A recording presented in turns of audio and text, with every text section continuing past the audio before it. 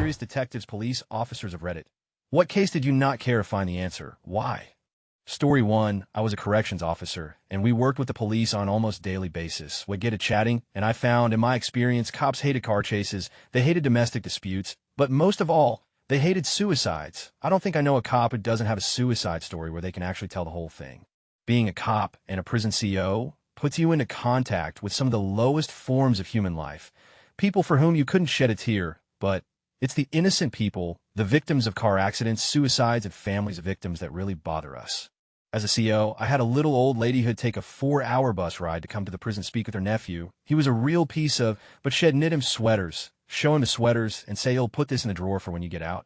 She'd bring him food which he could eat, and they'd talk. And one of the COs would drive her back to the bus station. She broke my heart. It's always the people left behind or those suffering that really get to us.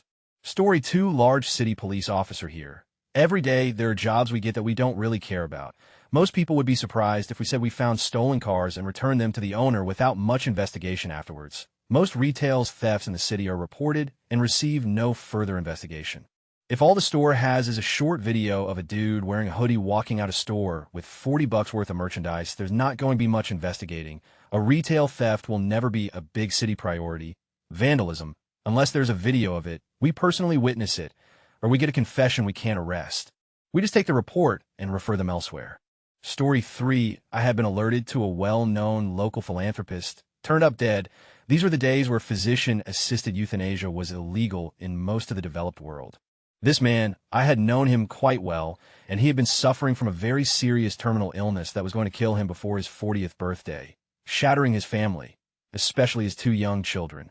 He was always donating to local charities. He gave a struggling single mother $25,000 at Christmas one year so she could pay off her debts, repair her car, buy food and presents for her children. An autopsy had determined that he had been murdered, intentional overdose of morphine. The Health Authority and Department of Justice wanted us to investigate and bring the person who essentially murders him to justice. We chalked it up that there was no way we could ever determine who it was that killed him. Years later, his wife sent our department a letter saying she gave her husband the lethal dose to put him out of his misery. I wish I had never known. Story 4. I had to actually think about this question for a while, and it occurred to me there hasn't been any major crimes where we as a department don't perform our due diligence. Shooting, rape, etc. Even if the victim doesn't want press charges, will be investigated through to the end in the event the victim comes back later and changes their mind.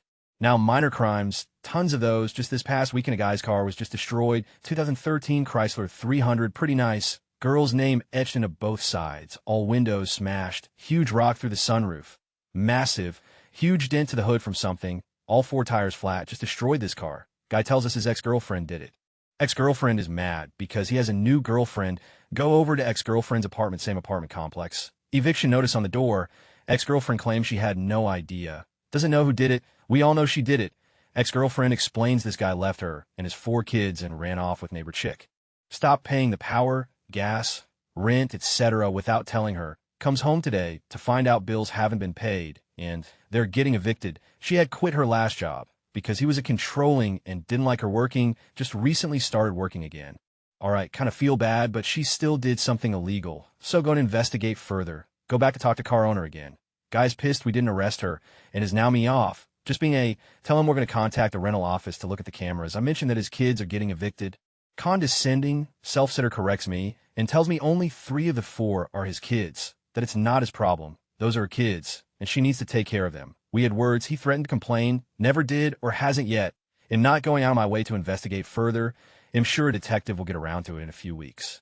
Too bad. I know from previous calls the cameras at the apartment complex only retain video for about 3 to 4 days. Edit for those of you who seem to think I somehow enabled someone to avoid some sort of lengthy prison sentence. Your ignorance of Theme State's criminal justice system is amazing. People don't go to prison for criminal mischief, especially first-time offenders. At worst, she was looking at restitution and 1 to 3 years probation. When she didn't pay, the restitution case would have been closed and the amount referred to the state collections office. That being said, this case would have never been prosecuted. First, if she admitted that she did it, she may well have had a defense to the charge. She claimed that she used her tax return to help buy the car, which he didn't dispute. That makes it shared property. You are free to destroy your own. Second, this guy never intended to press charges. He needs her to take care of his kids. He sure as wasn't going to do it. All that would have happened if she had gone to jail is she would have lost her job for missing work, then been out in 2 to 3 days. He would have never shown up to court. This is the first time I had met either party. However, people on my crew were well acquainted with them. This guy just wanted to use the system to get her arrested because he had been arrested 4 times in the past 14 months for domestic violence-related charges. Initially, when I got there, he was calm, polite, and acting all the victim. The second I come back without her in cuffs, he lost his "every time that calls you I get arrested. Why the isn't she going to jail?" 11 days prior, he had kicked her door in, which was still evident as the entire door frame was broken away from the wall, and she was using a 2x4 to keep her door shut. Her landlord didn't want to fix it because it was the second time in 6 months he had kicked it in.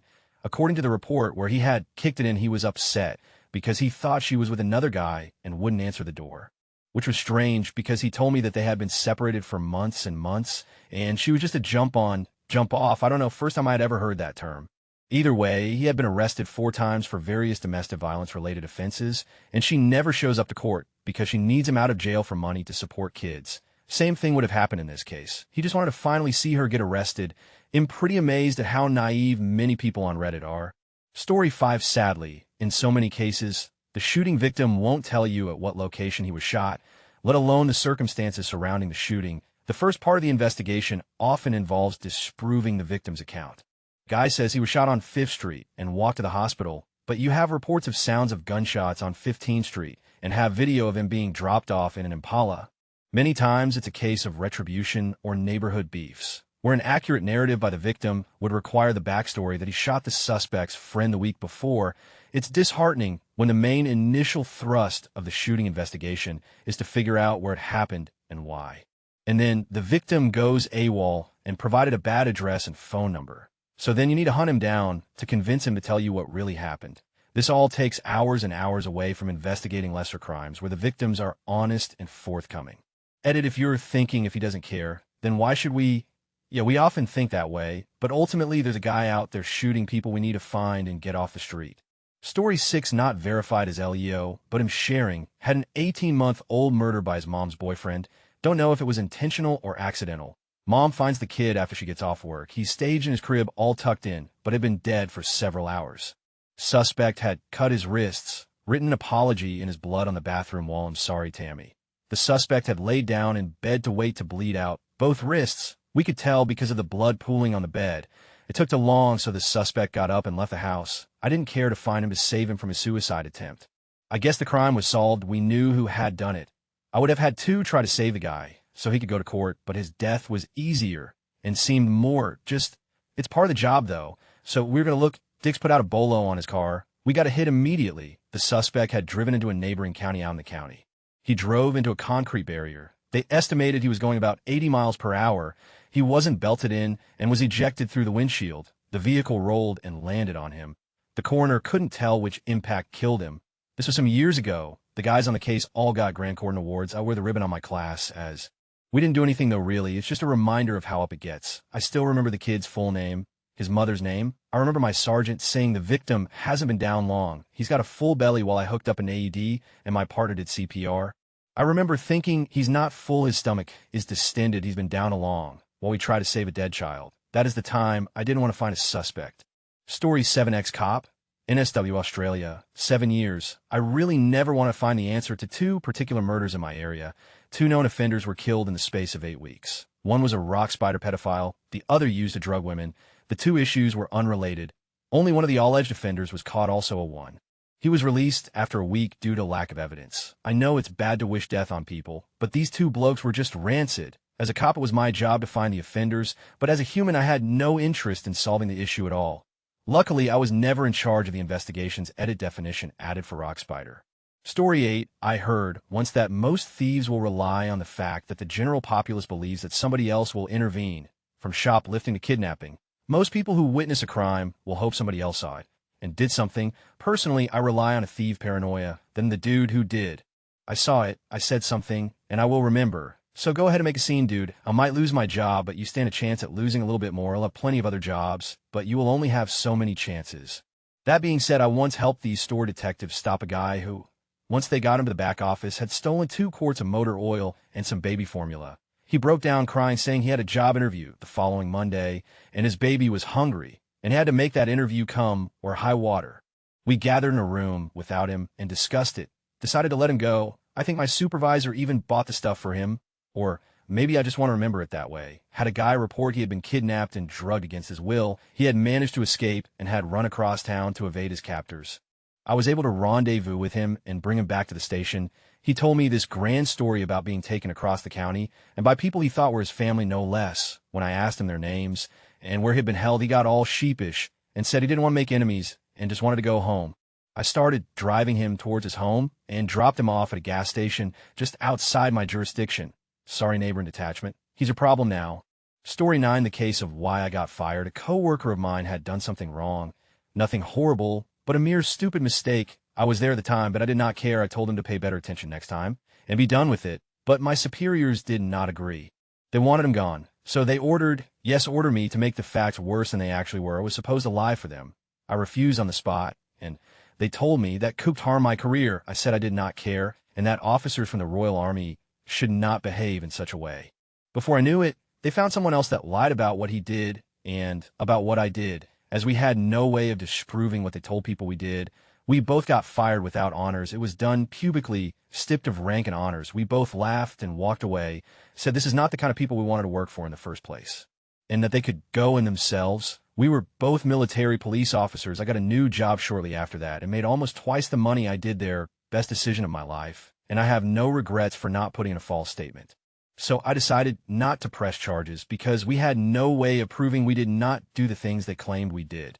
Story 10, not one case or anything, but I would pay a lot of money to get rid of domestic violence if I could, and if I had a lot of money. Some of my worst memories of my time as an officer have to do with those calls. Edit deleted a duplicate word. Story 11, I hate SIDS. I have had to deal with a few of those in my time as an MP. Car chases are awesome. The first time, after that you realize how stupid they are. Edit also, one time I had to pick up a soldier who had shot his team leader and a friend in Iraq, Afghanistan. It was about a 10-minute drive from where I picked him up. I didn't say anything. I felt if I did I would get too emotional towards him on his actions, so I just kept my mouth shut. Edit word. Story 12, to go a bit lighter than many of the other respondents rolling along during early evening of a mid-shift patrol. Got a radio call from Dispatch Patrol 1. Dispatch, respond at 1234 XYZ Street. Contact complainant. Recognizing the address, I replied back, Dispatch Patrol 1, mark us en route. Loud noise complaint yet again from that address. Patrol 1, dispatch. That a negative. Subject has a damage complaint. Intriguing. The Joe Dirt level subject at that address had been a frequent flyer member of our seemingly nightly list of loud noise complaints for the area, always having beer-fueled parties with his buddies, often dragging his large speakers out onto his back patio to entertain themselves and the surrounding 3 blocks with their taste in tunes. Pulling up out front, we report on scene and exit the patrol car and start to approach the house, sort of surprised at it being so quiet for this time of night. Subject opens the front door and steps out to greet us dressed in the standard attire for Joe Dirt calls. Jeans, no shirt, no shoes, it's almost like a uniform. He immediately starts to yell at us, always coming around to bother us when we're just having a little fun. But where were you when I needed you to do your job? You are right, Joe. This is a change to have you calling us instead of the normal routine. What's going on here? It'll show you. He then walks around the side of the house, much to my relief, as I was fairly sure what fine piles of paperwork, inspiring problems, if what had gone through the house to the side gate and into the backyard. Bemused, we follow along, coming to a stop as Joe says, I just got home to find this. Points with both hands and just starts cursing. His 2 tower speakers were there, but the wires had been cut several times. Each of the speakers themselves bore several stabbing holes. From the size of the holes, I'm guessing someone used one of those large Rambo knives to vent their frustrations over lost sleep. To top it all off, as I stepped closer to get a better look at the damage, the smell of gasoline hit me. They had doused both towers with gas and even poured some inside each one. Well, Joe, this all looks like the work of someone with some emotional investment in what they were doing. If these had been people we'd be looking for the girlfriend or wife. Obviously, this was someone who knew you. Do you have anyone you've made angry that you know of? My partner devolved into an unexpected coughing fit, hiding his mouth behind his fist. Pretty sure he owed me a Coke for having made him laugh. Joe was doing his best impersonation of a groundhog with the comment flying high over his head. No way, man. This had to be one of those that always calls you whenever I have a few friends over. You should pull that list to find out who did this. Great idea, Joe. We'll do that. Here, let us get a few photos. We already have your info on file, so we should be able to put the report together pretty easy. Minutes later, seat belting back into the car as we calling and clear to dispatch. I look over at my partner. Dinner. He nodded. Dinner. Story 13. One lazy Sunday afternoon duty in North London. I got a call to a male going berserk in a residential house. As soon as I entered the house, having been let in by his girlfriend, this chap kicked off. He flew at me, and I was forced to use my truncheon to quieten him down. As he lay on the floor, though I know you. He was a member of a well-known 70s English pop group. Hey, this is the first I thought. He then got up and tried to strangle me, and for several minutes, it seemed a lifetime, I was fighting for my life. Luckily, the cavalry came in time, and before he knew it, he was covered in police. The London ambulance service arrived, and a medical option was given. He's mad, and someone had the bright idea to restrain him in a spinal restraint. He was put in said restraint, and seeing him burst the leather straps was quite disconcerting. Hey, we all jumped on him again, and it all right in the end. It was a very heavy LSD trip that went wrong. He was very apologetic when he came out of it. Story 14. Attention. Serious tag notice jokes, puns, and off-topic comments are not permitted in any comment, parent or child. Parent comments that aren't from the target group will be removed, along with their child replies. Report comments that violate these rules. Posts that have few relevant answers within the first hour and posts that are not appropriate for the serious tag will be removed. Consider doing an AMA request instead. Thank you for your cooperation and enjoy the discussion. I am a bot, and this action was performed automatically. Please contact the moderators of this subreddit message compose to AskReddit if you have any questions or concerns. Story 15. Working at a monitoring company. PD in Houston are the worst to deal with. The dispatcher sounds like they hate their job and don't take info correctly, also rude, and take their time when a crime is taking place. California is a terrible place for us because they have the weirdest laws for homeless and how an affidavit works out. It's never good for the monitoring company and never good for the business the crime is happening in. Other states comply. When we say what we do and that crime is happening live, they stay on the phone and even ask for an email to send raw footage to. Not Cali, not Houston. For example, Cali today did not let us dispatch out to a property where an individual was out on the floor in front of a shopping center passed out drunk. The dude had bottles around him and was knocked out, not clear if asleep or dead. They stated they couldn't dispatch out to the property because they can't disrupt people's sleep, even if they're out on private property drunk off there. We reviews, and the guy appeared to be alive, just asleep. In Houston, when my position was to dispatch PD out to a property, I've had multiple dispatchers stall me, take unnecessary information about what's taking place, and have an attitude when I try to give them more information about the individual's whereabouts and clothing. I was hung up on after attempting to gather information of ETA of the officers, and when I called dispatch back, trying to figure out the operator's name or number, I was hung up on again. Just the main things I've noticed since I have to work with police dispatch and detectives since I saw the crime. Have worked at the monitoring company for about a year and a half. Story 16. EMT here. I once responded to a call where a man and his preteen daughter were shot randomly in their own yard. The daughter had a minor flesh wound, but the man was shot in the head. He was, surprisingly, still alive, unconscious but still breathing by himself, and still had a pulse. We futilely did everything we could as far as pre-hospital medicine goes, but we got him to the hospital alive. My colleague later brought him from the hospital. We brought him to the trauma center about 30 minutes away, still alive, but still super unstable. I do like to think he lived, but that's pretty unlikely, and even if he did, he probably wouldn't really be alive. Story 17. My uncle was a cop in Florida in the 90s. They were finding dead kids in by the interstate for maybe 5 years or so before my uncle retired. No suspects. Kids abducted within 100 miles or so. At the peak, it'd be one body every 2 months, but usually they found 2 a year. Never been solved. After he retired, evidence photos in some of those cases got destroyed in a flood for like 10 years after Uncle's retirement. His department would call him when a similar case came through, so had reproduced the details for them. He stopped responding to those requests at some point, said he wants to live the rest of his life without seeing another dead child. Story 18. Not the cop, but the guy they didn't want to find. In 1983, stopped the guy that was beating a 6-year-old. I beat him pretty bad and got arrested when the cops got there. Several witnesses came forward and gave statements, and the cops ran a wants and warrants check and found he had a conviction for crimes against children. Still don't know what that is, and a restraining order to stay away from children. The sergeant made me a deal on the scene. They would not charge me with aggravated assault if I forgot they had me in custody. Story 19. Jesus. I take a county LEO exam in a week. After reading some of these stories, part of me hopes I wake up with explosive diarrhea that morning and can't make it. Story 20. I'm not a cop, but I do investigate and enforce against environmental violations. 99 of the time I deal with companies who have environmental staff or attorneys that can address issues and work with us to resolve them. They have deep pockets, and they know they screwed up. Every once in a while, though, I get something a little different. A few months back, I got a call from one of our actual cops who had gotten a complaint. Turns out a couple of Amish guys had decided to open a sawmill. They got a hold of an old steel tank, had someone weld a chimney on it, and torch a hole for a door. They use it to burn all of their scraps, branches, bark, waste pieces, etc. Unfortunately, the property they were doing it on was across the street from some who complained. So I had to investigate. I dragged my feet for a while because I knew that once I found a violation operating an unpermitted emission source, I would have to act on it. But I can't sit on things forever. So I had to go out there.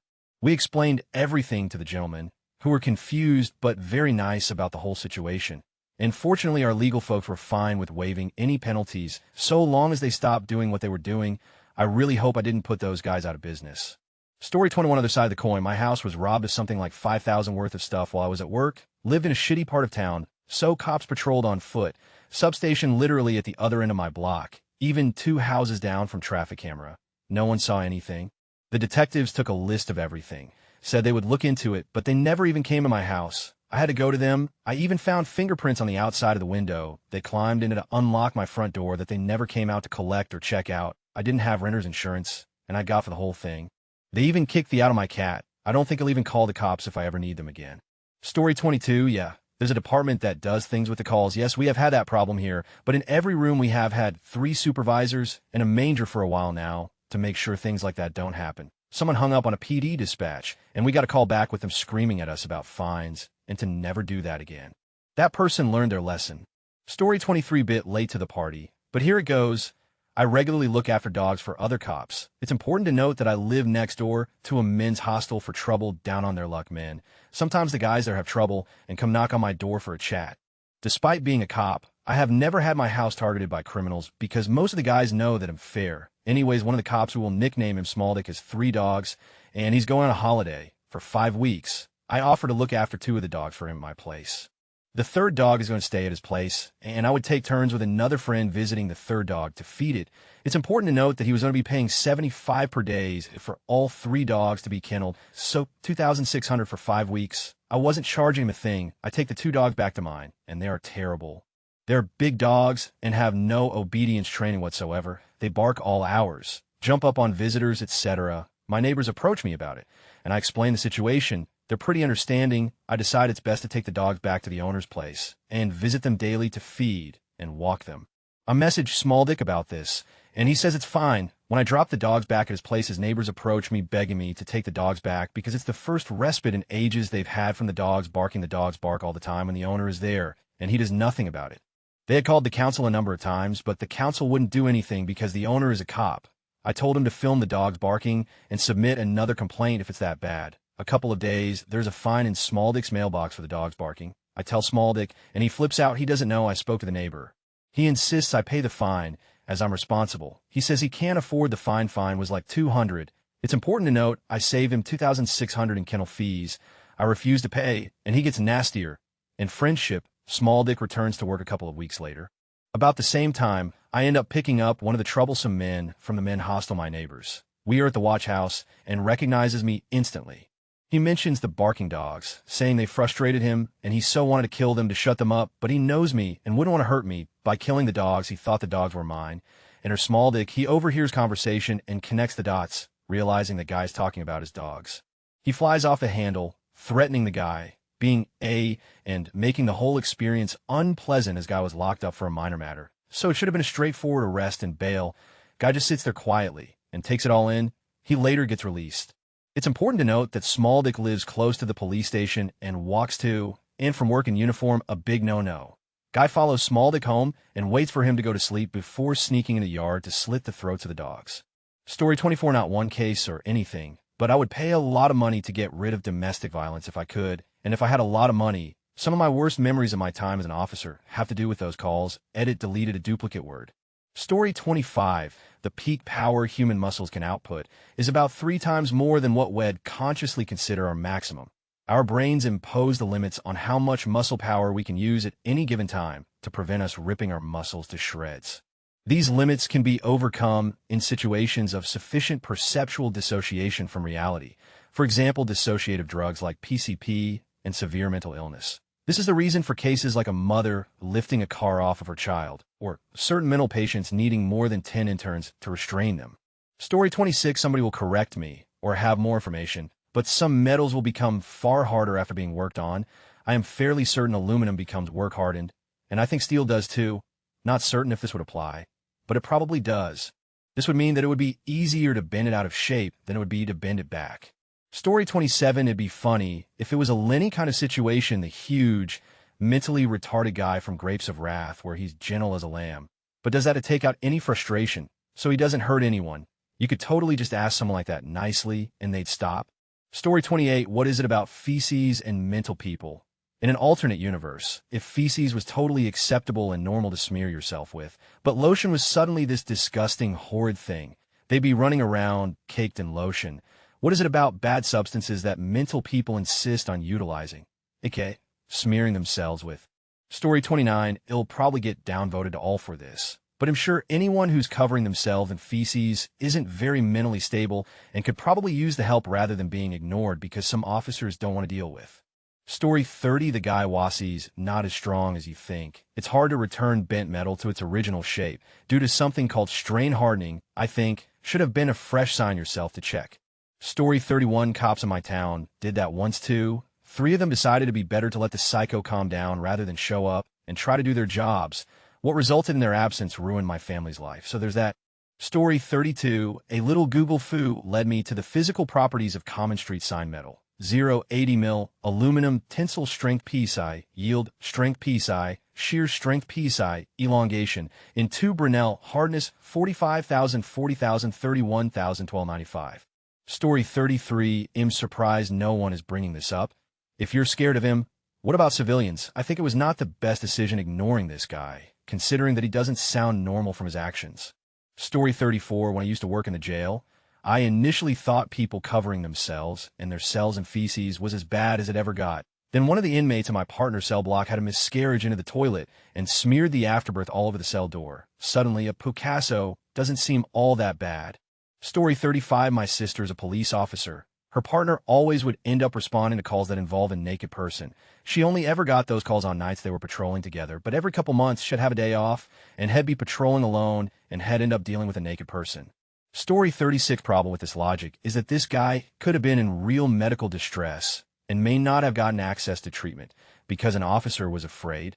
Story 37, also anytime we get reports of a naked guy or a person covering themselves in feces, thanks a lot. Pal, you got rid of all of my hopes and dreams to become a detective. Story 38, when I was in EMT school for a semester, we had a man come into the hospital tweaking out on some kind of drug flacca, I believe, and it took 3 EMTs, 2 cops, and one of the EMT students to keep the guy down, whatever he was on. It was some strong. Story 39, it's not that difficult to bend street signs and lampposts. Just a bit of physics knowledge, push metal post you want to bend. Notice how it wobbles. Wobble post at same speed. Eventually it will bend.